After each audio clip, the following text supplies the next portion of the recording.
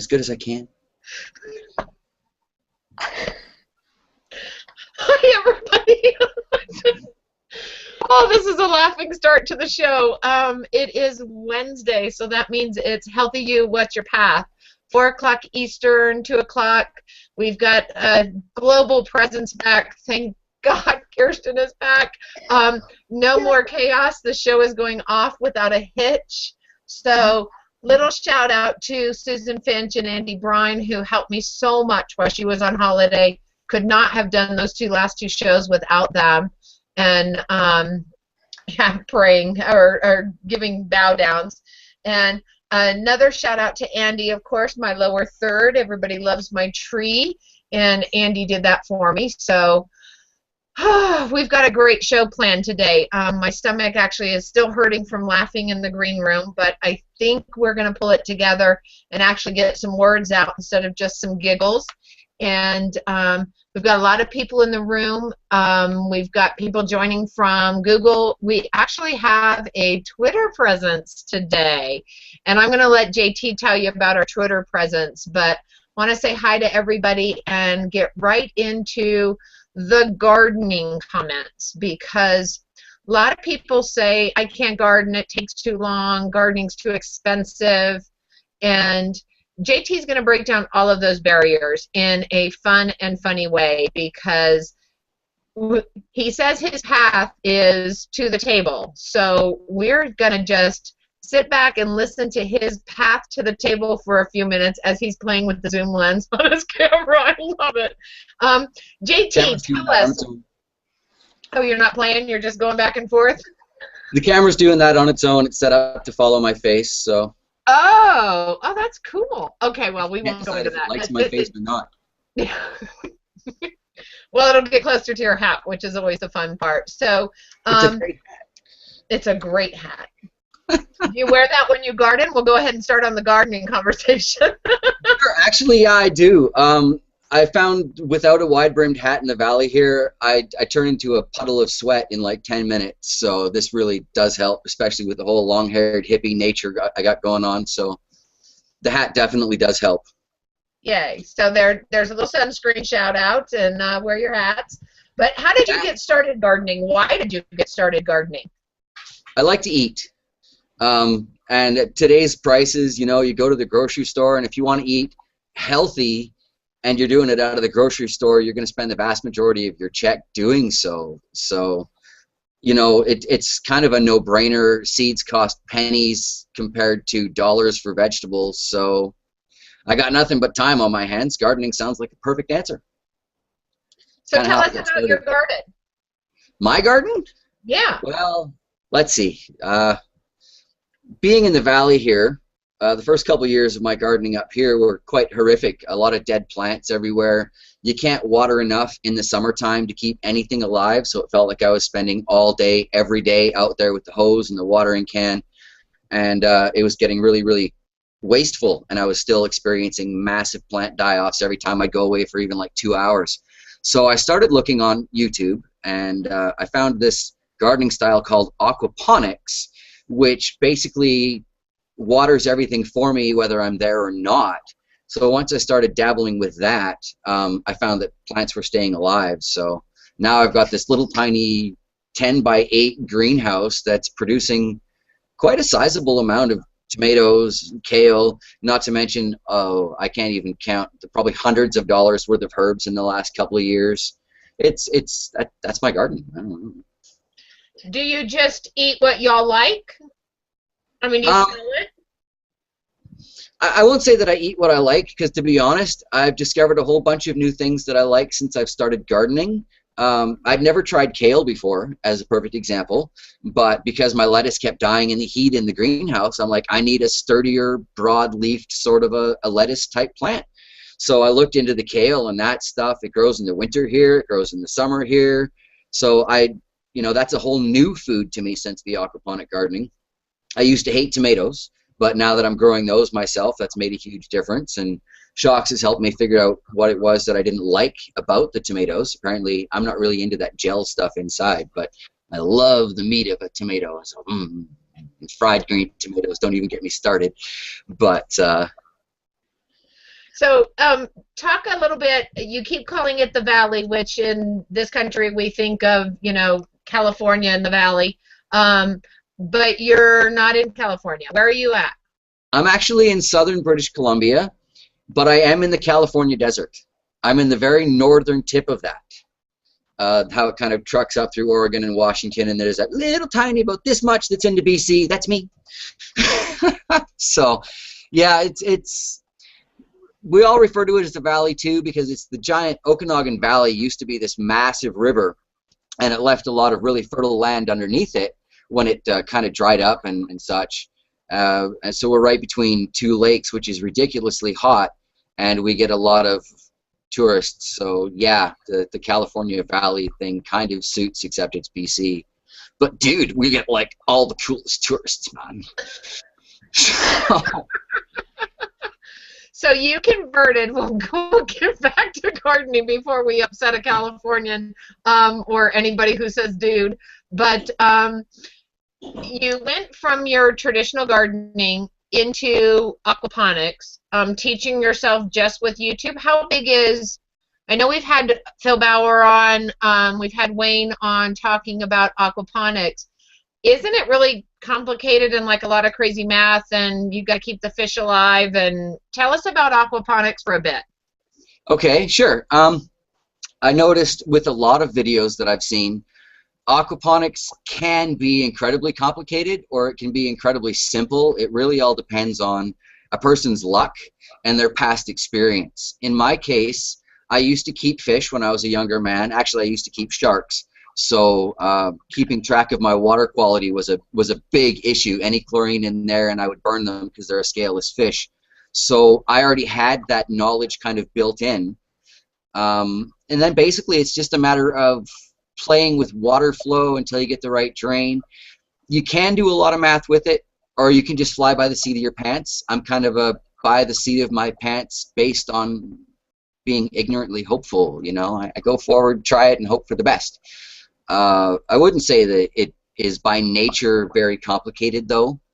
If you can set up a fountain pump, you can set up an aquaponic garden. Oh, So hello.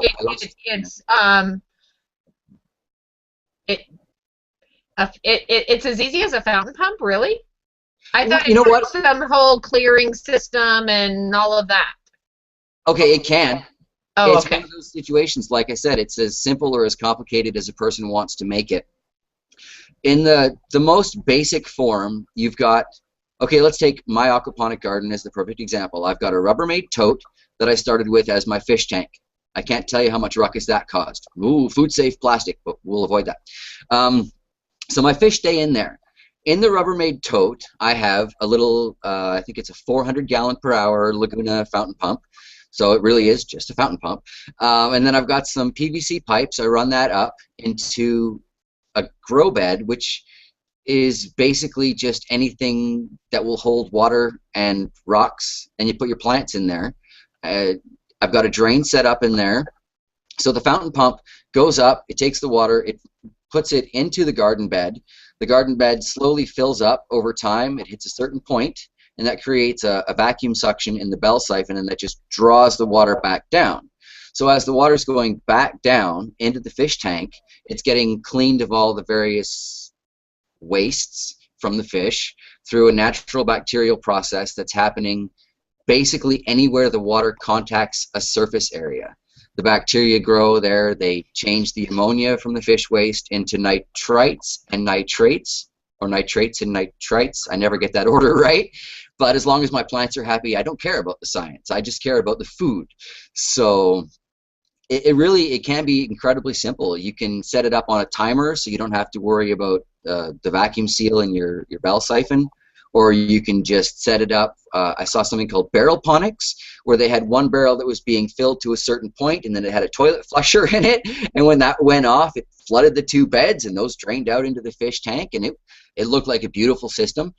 Actually, that was the one that got me started, because I'm like, if Buddy can make this work, I can make this work. So your only limit with aquaponic gardening is creativity and waterproof nature of what you're trying to put things in. And it helps you save. I mean, one of the big issues is time and vacation and being strapped to your garden and find somebody to watch it while you're traveling. I know Kirsten just went on holiday and got infested with slugs, which we all saw beautiful pictures of. But you wouldn't have to worry about that if if you put an aquaponic system in, because they run themselves, correct? Well, pretty much, pretty much. Like I said, it goes from as simple as you want it to as complicated as you want it. You could, because of where technology is at now, set up various sensors that have a Bluetooth signal that goes straight to your phone to let you know if your water level is low, your pH level is low. You can set it up so you've got automatic fish feeders that are on a timer. So in theory, aquaponics is the best way to have a garden or a farm that, yes, you can walk away from. You can still take a vacation. You can do all that stuff because technology has advanced to a point where, okay, I'll just whip out my phone and, oh, I need to add 7 gallons of water, and it's going to top it up. My garden, not that advanced. If I had $1 million, my garden would easily be that advanced. But, you know, we'll give it time. Everybody subscribe to my YouTube channel. That will help. But hop in here, Kirsten. You're jumping around because of the Bluetooth technology, and I know that's your baby. Yeah, I was just going to ask how quickly the plants grow, because I've been harvesting my beets for the last few months, and they're not quite ready yet. So I was wondering how long does it take for the kale and lettuce and the herbs to grow? Well, like all plants have their own kind of schedule that they grow according to, but I would say it's probably at about 2/3 of the normal amount of time for a garden. My kale my kale is particularly productive in the aquaponic garden. I don't know if anybody saw that tomato post that I put up recently about stressing the tomatoes, but it is doing insanely well. I'd say there are new tomatoes forming probably every 3 to 4 days. I'm noticing a new cluster of fruit. Kale leaf will go from just a little tiny, that'll be good in a couple of weeks, to a reasonable, wow, that's covering my whole plate within, a couple of days, and it makes that size change. Whereas out in like my gnome garden, for example, I have some of the same kale growing, and I've got to wait, probably an extra third as long before I can harvest that and get the same kind of size out of it. And even then, it's what's the word I'm looking for? It almost tastes dry by comparison to what comes out of the aquaponics, because I've gotten more than a little bit spoiled. And do you feed it anything, or is it just from the byproducts of the fish? It's primarily from the byproducts of the fish. I do add a couple extra things. For example, chelated iron does go in there. I've started putting some Epsom salts in there because I was watching videos from Bright Agrotech, and I guess it's not really a salt. It is, in fact, magnesium, and I've noticed some definite improvements from that. But I'm not putting any like hydroponic fertilizer type things in there, or bone meal. I've toyed with the idea of maybe a small satchel of rock dust to add some micronutrients, but amongst my community there's some question as to whether or not that might represent a threat to the fish as far as gill health. So I want to find out a little bit more about that before I do that. But I don't really add anything. I just kind of let it go as far as nutrients goes. And yeah, wow. And do you what's your optimum temperature in your greenhouse? Not freezing. Well, that's the thing, right? Gardening in the desert in Canada, I don't get optimum temperature. It's either freezing in my greenhouse, or right now it's 50 degrees Celsius. So exactly. It's kind of crazy. I've got a bounce in between there. But again, that's where the kale has come in so wonderful, because it can handle that extreme jump. And I guess the herbs, what herbs have you got in your garden? Because some herbs really love it being hotter. Oh, I've got, well, lemon balm. You can see that in almost every video I've got. I've got oregano growing right now. I've had up to 11 different types of mint going. Oh, do chives count as herbs? Let's see what else. I got tricolor sage I've had growing in there for a long time. That has been so lovely. I had some incredible rosemary plants going in there for a while, but this last winter was just a little too cold for them. It pushed them over the edge. got a lovely curry plant that I've had growing for almost 3 years now that was in the aquaponics. And while I recognize that curry spice is a blend that comes traditionally from someone's family, this is a curry plant. It really is. It smells just like what you would expect to find walking through the communities that you cook with it. I don't want to offend anybody. But I grew up in those communities, right? I grew up down in downtown Vancouver, British Columbia, which is, I think, one of North America's greatest multicultural melting pots. So I live for the smells of foods from other countries. Oh, small town life is killing me that way. No good curry here. No good curry.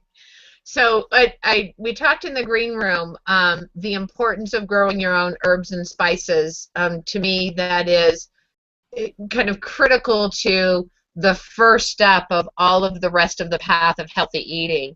Because the more you flavor things naturally and healthily, I'm not sure healthily is a word, but healthily nonetheless, the better you'll want to eat. I hardly ever use salad dressing unless Lainey has corrupted me to get Catalina French, which is the only bottle salad dressing I buy, because you can't make that to taste like it does in the bottle because you need all that crappy chemical.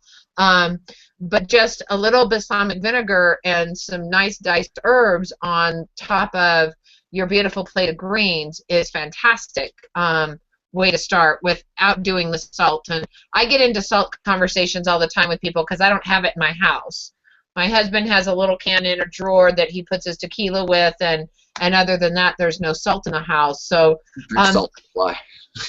Yeah, why? Yeah, they're just ruining the beautiful food you just grew or harvested yourself. So now that you're so far down on this path, you've got your ponics growing. Are you also eating the fish, or are they pets for you? Right now, my fish are pets. I've eaten goldfish crackers, but I draw the line at goldfish fish. However, that being said, when we're somewhere larger, absolutely, I am hoping to get catfish for sure, maybe some trout. I don't know about tilapia, but we'll see, right? Regulations here in the southern end of BC are a little bit, polite word, uptight. They're a little uptight about things like that, so I'll have to go there carefully, but I definitely do look forward to at least catfish in my system eventually. Fantastic. And I want to pull a comment in from Sean DeLaPriere. She's getting ready to move to Arizona.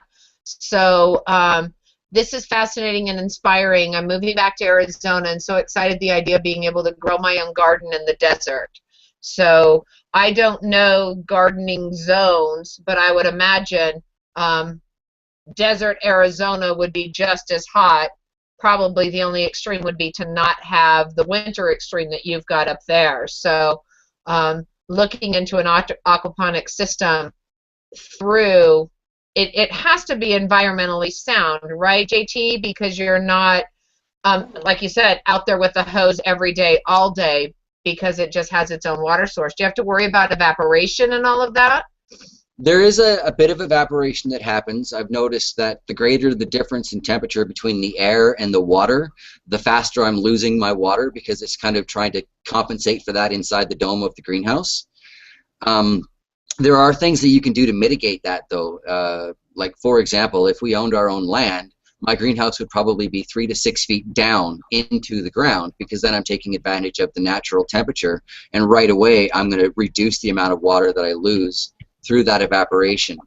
I've noticed the larger my tomatoes are, the more water I lose, because you go in there in the morning and there's a little droplet on the end of every single point on those leaves, like dewdrop in the morning. But ultimately, still, I'm putting, I'd say, less than 3 gallons of water into my system every day, and that's on the large side of things, Whereas out in my front yard, I could put that into a single pepper plant in a day, and it would still be dead. So, yeah. So how much, we talked in the green room and in the trailer prep, being able to feed your family from what you're growing and the expense that saves from going to the grocery store. I know that's a huge, huge stumbling block for a lot of people, be it the time side of it or the expense side of it.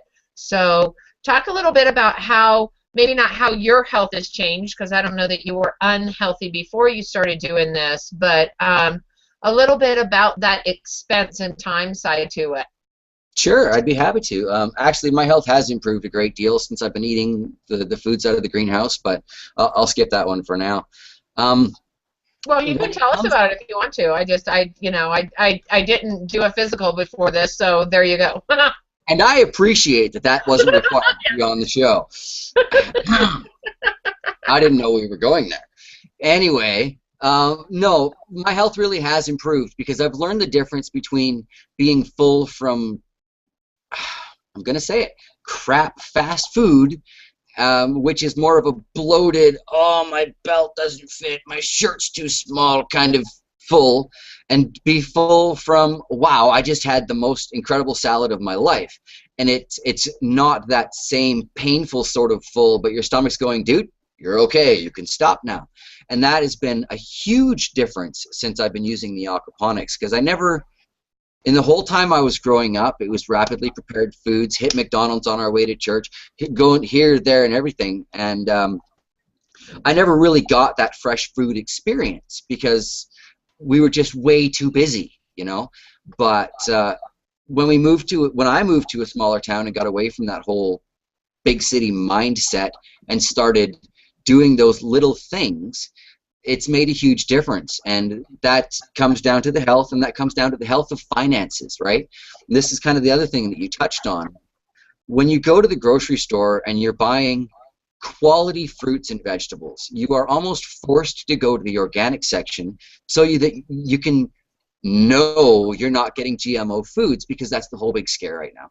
And with aquaponics, you know, it's better than organic food, in my opinion, because organic farmers can still use organic pesticides and organic fertilizers. As long as it's certified, it's okay. But with the aquaponic system, I can't really put anything in there. I put some chelated iron into my koi pond, and I think that might be what killed them. Like, I have absolutely no room for chemical additives. Therefore, the food that's coming out of there is cheaper than trying to grow with traditional hydroponics. It's healthier than growing with traditional hydroponics. I get less salt buildup. There are so many things that go along with that. But again, we can look at the finances of it. Now, you can go to the store and you can buy a head of iceberg lettuce. I don't know what it costs locally, but here we're looking at about $1.25, $1.39, and it's garbage. It is water, and that's about it, right? But you go out and you buy it because you think you're getting yourself a good deal on some good healthy food. I'm going to make a salad out of this lettuce, and you know, there you go. Or you could take that same $1.25, $1.39, go to the store, buy yourself a packet of seeds. Now, you can't necessarily eat those seeds today, so it does cost you time in addition to that. But if you're planning ahead, you know, you go to the store, you get your head of lettuce or your thing of romaine or whatever for today, and you go and stop and pick up some seeds. Lettuce doesn't take time. In the heat, you're looking at like 45 days. Kale, you're looking at like 45 days. So sure, that's a month and a half before you can eat that, but that costs you a penny versus $1 plus, right? So when you start thinking on that level, you start really being able to expand what you can feed your family, as long as you're willing to invest the time. I am lucky / unlucky in the fact that for some reason they won't hire me in this town, so all I have is time. So I've been able to really maximize that in the case of YouTube and the gardening and the aquaponics and the researching and finding out just more and more about how to get healthier. And what's becoming even more important to me is how to get other people in a position where they feel, you know what, I can do this aquaponic thing. I can make a garden. I've got a Rubbermaid toad. I've got a fountain pump. You know, I've got a bucket. I can pour it in by hand. I don't care. Whatever gets people started seems to be my drive these days now. Like, it's not the beginning of my path. It's kind of like the midpoint in my journey, but it's kind of what my journey's about too, right? So I don't know if that answers the question or just babbles like a crawshaw, but there you go. It totally answers the question. I've never quite thought about it in the terms you put it in. I can't even imagine the difference in taste of what you get to eat from your aquaponic garden to that head of iceberg lettuce that somebody bought at a grocery store. I I'm blessed with having a garden this year that's just crazy with lettuce and kale and spinach, and to be able to go out and pick 5 leaves off of each different kind of plant and be able to mix myself up some, grab a radish. Our beets aren't ready yet either, but to be able to put that all together and just go pick lunch, it's fantastic. And I'm sure there's a scientist out there somewhere has done the nutritional complications between the iceberg or the romaine or even the field greens that you're buying in the store versus what you're growing on your own, and the benefits just keep adding up and adding up. So let me ask you, we're about 3 minutes away from the end, and we've got a lot of people in the green room. George and Sheila are popping in and out, and Cheryl Deuce says, I got to put this on the screen, even with a big hat, I'm a big sweaty puddle, so maybe I need a different hat. So I know we talked about the hat, but she's loving the zoom effect on your camera too, which we have no control over. It's crazy camera go and zoom. But all of that is fun. Anyway, I wanted to say some hi to some people out there, and the beginning of your path, your middle of path, you're blessed with the opportunity to do this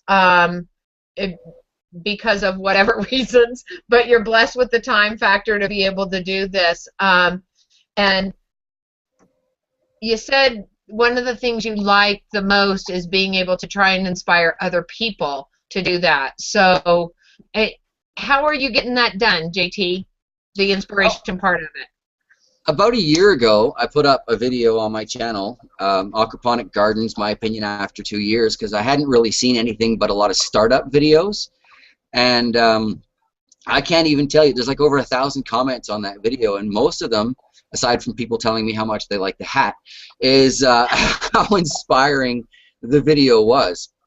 And since that, I've just kind of, anybody I meet these days, it's like, well, what's your passion? Go make a YouTube channel. You don't have to be broke. Well, you've got a Tupperware container. Go plant some lettuce in it. You can. There's really no reason for people not to get started other than personal fear and personal laziness. So I'm kind of just pushing people past that. Don't be afraid to get started. Just go out there and do it. You can't look more foolish than I do, so go ahead. That's kind of my perspective, and I think that's working. I don't know. Tell me. I don't have a Rubbermaid tub, but I'm thinking I'm going to go buy one. So I can't imagine how. We live off the grid, so I would need to do a whole lot of electrical math to see if I can have a pump plugged in all the time, this, that, and the other, because that when you sparingly use your electricity, you have to factor all of that math into any system you put in. So that's don't want to make an excuse, but that's would be an issue for me. But fantastic inspiration. I love that you're okay with nobody can look goofier than me, because that's just the fun part of it. And well, my thinking is, if I can't laugh at me, I've got no right to laugh at anybody else. Oh, well, from your mouth to God's ears. You should have been listening to our relationship show earlier, talking about self and putting it out there. God, that's a hashtag. That's a long hashtag, but that's a fantastic view. Anyway, Kirsten, do you have any more wrap-up questions or follow-up for JT? I'm just really in awe that JT inspires others to grow their own food and to get out there and to do it, and he makes it seem really easy, and it is. Well, it is. If I can do it, anybody can do it. Trust me. Well, fantastic. That's a great way to end the show on. If I can do it, anybody can do it. But JT, give us a little where we can find you and how to reach out to you if we want to get a Rubbermaid tub and a fountain pump. Well, the easiest place to find me is on YouTube. I'm constantly checking my stats there. So JT Bear on youtube.ca. If you message me, I will get back to you. I am very faithful. As far as YouTube anyway, none of the other social media sites see anywhere near that kind of attention. But there is a Facebook page. There is the Twitter account. I think I've got like a Stumble Upon account. But seriously, if you want to find me, YouTube. You will get a hold of me within 24 hours, I promise. So there you go. Will you put your YouTube links in the comment stream for us after? I can try. Okay. We'll help you with it, honey. It's okay. I'm a gardener, not an electrician. Okay, so we'll figure out how to get his YouTube links in there, and then we can go inspire others to grow their own food, to know their food, which is my passion, getting people to know their food and grow their own and feed their family healthy, wonderful, go out and grow your own. So another fantastic Wednesday, Healthy You, What's Your Path, coming to a close. We are going to go into the interworkings of our brain next week with Manny. It's going to be interesting. Bring a notepad, take notes. If you're ready to figure out the neural pathways to why you think the way you think and how you can change the way you think and change your patterns, it's going to be fantastic. So that is Healthy You, What's Your Path, episode 15. Next Wednesday, 4 o'clock Eastern, all points around the globe, and we will kind of tinker around in the top half a little bit so we can break down all those barriers and not be afraid to go out and try something new, because as JT said, if you can't laugh at yourself, you can't laugh at anybody else. So we're going to just have fun and figure out the brain side of it next week. So see you then. Have a good week. Bye.